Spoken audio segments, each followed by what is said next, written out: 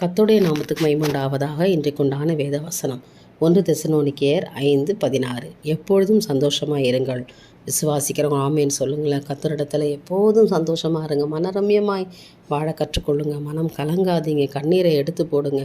கண்ணீரை துடைத்து போடுங்க. தேவனுடைய சமூகத்தில் சந்தோஷமாக இருங்க. கர்த்தர் உங்கள் வாழ்க்கையை நடத்துவார். இடைவிடாமல் ஜெபம் பண்ணுங்க. ஏனென்றால் ஜெபத்துக்கு டைம் தேவையில்லை. எப்போ வேணாலும் ஜெபிக்கலாம். இடைவிடாமல் ஜெபிக்கிற ஒரு அனுபவம் இல்லையா? அப்படி ஜெபித்ததுனால தான் தானியேலை தேவன் பாதுகாத்தார் இல்லையா? உங்களையும் பாதுகாப்பார். சந்தோஷத்தோடு கூட ஒரு சமூகத்தில் முழங்கால் படியிடுங்க. இடைவிடாமல் ஜெபம் பண்ணுங்க. ஆண்டவர் உங்களை நடத்துவாராக. நாள் முழுவதும் கர்த்தர் நடத்துவார். கரம் பிடித்து அவர் உங்களை நடத்துவார்.